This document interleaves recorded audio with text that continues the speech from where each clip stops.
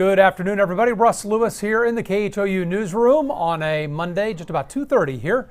And we welcome all of you joining us on our digital platforms today as we look at the stories you're clicking on our website and give you an update on what's going on with those.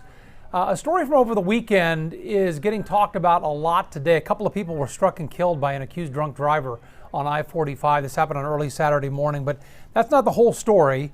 And a lot of you are interested in what's been happening with this, so we'll go through it here. The driver, this accused drunk driver, will not face criminal charges for the deaths of those two people he hit. So here's what happened. And again, early Saturday morning, this is I-45 in Cullen, so the Gulf Freeway southbound. There's a disabled car on the road. Another car comes along and hits it. So you have now two Nissans that have hit each other. The two drivers get out to exchange information, and there's a wrecker there, and it's blocked a lane of traffic behind him. Well, that's when this man, 27-year-old Lupe Longoria, comes along in his vehicle.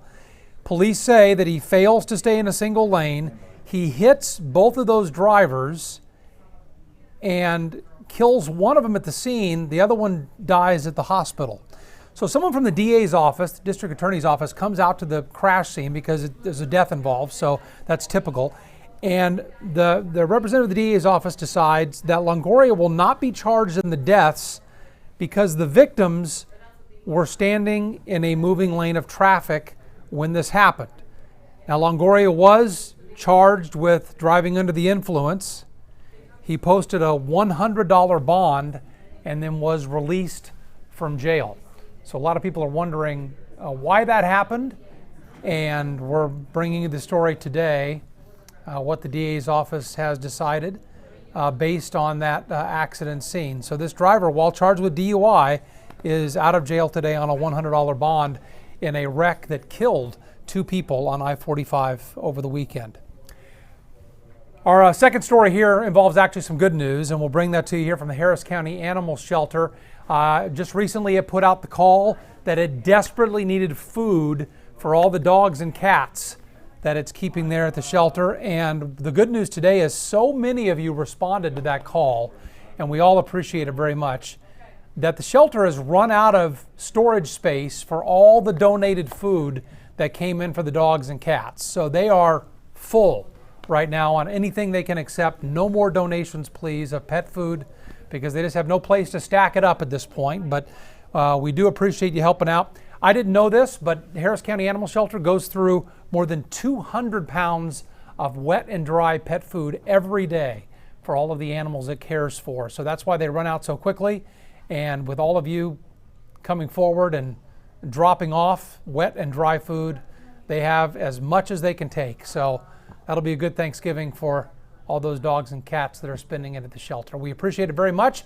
Let's talk about the weather now going into the holiday week. A lot of people traveling, Blake, over the next couple of days, and a lot of us are staying in town to hopefully enjoy some decent weather. What do you have for us? Temperatures pushing up near 80 degrees already, 79 at Bush Airport, 79 in Sugar Land, already at 81 degrees from College Station to Brenham to El Campo. I think we're going to be even warmer than this as we get into your Tuesday. So here's a look at the temperature departures.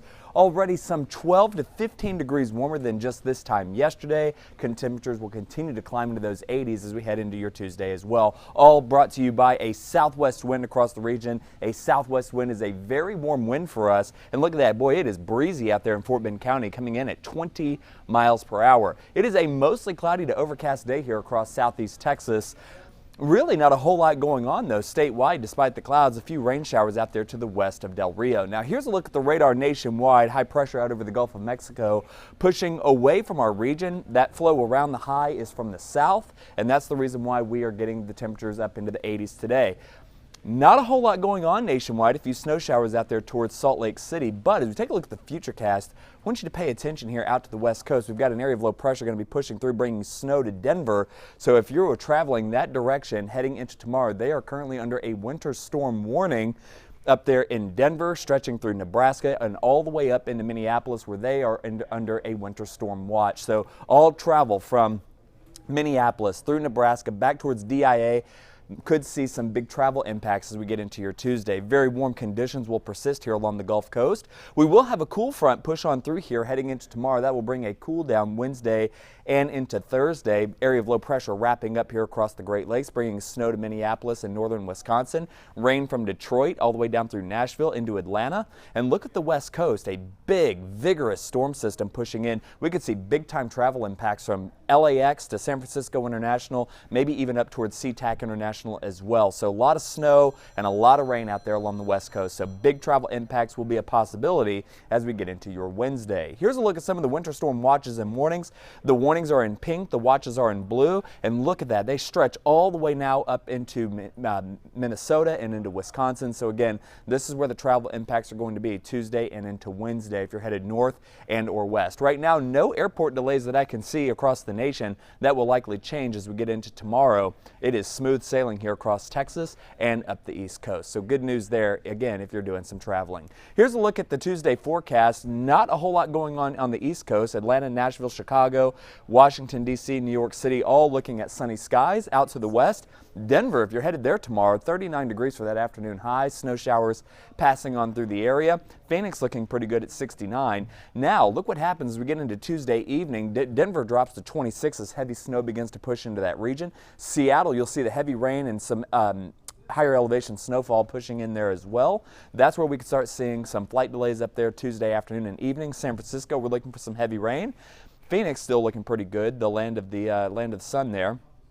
And as we get into Wednesday, you can notice that the rain and snow really continues out there from California to Nevada into Utah. Storm system wrapping up here along the East Coast, so we could see some flight delays again on Wednesday heading into Chicago, Detroit, Buffalo, Cleveland, Pittsburgh, and or Atlanta. So just a heads up on that. On Thanksgiving Day, snow from Nebraska into northern Kansas, rain for Oklahoma, scattered showers here locally in the Houston area with a temperature around 71 degrees, 34 in Denver. Nice and chilly out there along the West Coast. Now, as we look at Black Friday, it looks like it's going to be very warm here. Temperatures in the upper 70s for those daytime highs, perhaps if it's going to advance for me.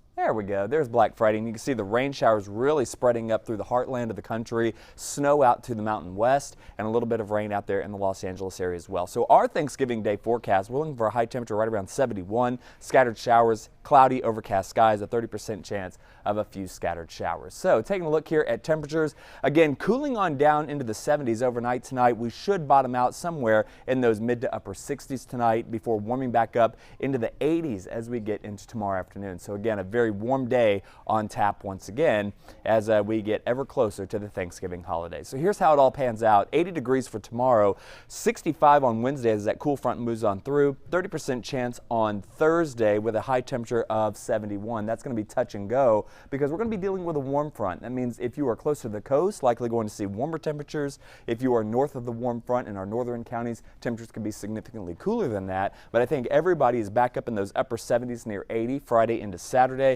before turning significantly cooler again Sunday and especially into Monday behind our next cold front. I know it's a lot to take in, a lot of information. We're going to go over all this again coming up today at 4 o'clock on the 411. And until then, have a great afternoon. We'll see you then.